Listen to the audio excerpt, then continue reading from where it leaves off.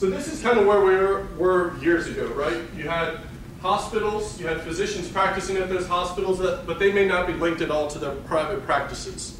Then you also had patients that might have gone to the hospital for an emergency, and then they go to their private doctor, their family doctor, and there might not have been any connectivity as to what was prescribed to them in the hospital. That doctor may not have visibility to it. So you run the risk of not knowing exactly what's going on with the patient.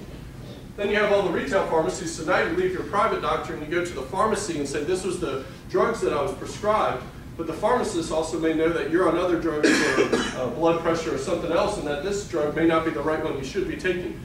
Without that visibility or connectivity, none of those flags might have gone off and said, hey, there's a risk here, should you be taking this mixture of medicines? And then, of course, you've got to pay for the medicines you took and make sure at the end of the day you paid the right copay and your insurance is paying the right amount. All that's some of that is still disconnected, but many years ago it was all disconnected. Well, the role McKesson plays is bringing that connectivity.